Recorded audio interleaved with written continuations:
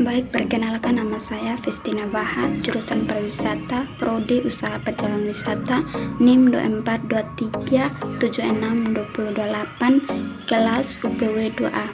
Di sini saya akan mempresentasikan tentang pengantar industri perjalanan wisata.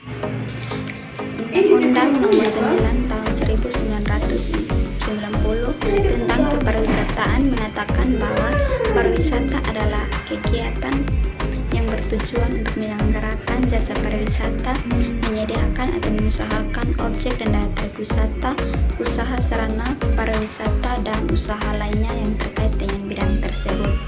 Yang kedua, Biro Perjalanan Wisata dibagi menjadi 3 bagian. Yang pertama, usaha jasa pariwisata. Yang pertama, jasa Biro Perjalanan Wisata. Yang kedua, jasa agen perjalanan wisata. Yang ketiga, jasa pramu wisata. Yang kedua, pengusahaan objek dan daya tarik wisata dibagi menjadi 3 bagian. Yang pertama, wisata alam. Kedua, wisata budaya. Yang ketiga, wisata minat khusus. Yang ketiga, usaha sarana pariwisata dibagi menjadi 3 bagian, yaitu yang pertama penyediaan akomodasi, dan yang kedua penyediaan makanan minuman, yang ketiga penyediaan angkutan wisata dan lain-lain. Yang ketiga, jenis-jenis perjalanan wisata. Yang pertama, business travel, yaitu perjalanan yang jelas tujuannya untuk berbisnis. Yang kedua, leisure travel, yaitu perjalanan yang seolah-olah tidak jelas tujuannya untuk bersenang-senang, tetapi sebenarnya juga untuk menambah wawasan tentang hal-hal yang ingin diketahui.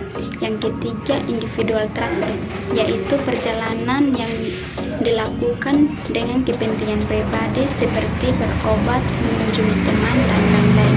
Yang keempat, fungsi. Yang pertama, fungsi umum. Fungsi umum Biro Perjalanan Wisata yaitu sebuah perusahaan jasa pariwisata yang mempunyai tujuan untuk mempersiapkan atau mengurus perjalanan seseorang dengan segala kebutuhan dari perjalanan itu.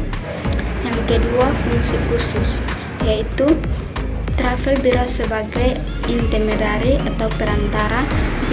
Travel bureau berfungsi sebagai perantara wisatawan dan perusahaan industri pariwisata atau sebagai supplier.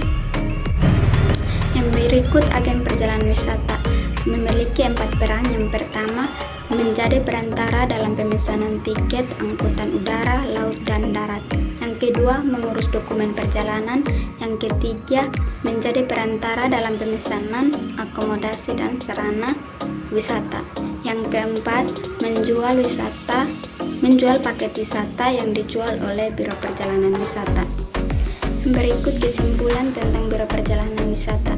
Biro Perjalanan Wisata merupakan salah satu industri pariwisata yang menghasilkan produk yang mengacu pada kepuasan dan kebutuhan wisatawan. Biro Perjalanan Wisata juga dapat diartikan sebagai salah satu jasa komersial yang mengatur, menyediakan, dan menyelenggarakan pelayanan bagi seseorang atau sekelompok orang atau grup untuk melakukan perjalanan dengan tujuan utama, yaitu untuk berwisata. Baik, sekian dari hasil presentasi saya. Saya ucapkan terima kasih. Mohon maaf jika ada kata yang salah.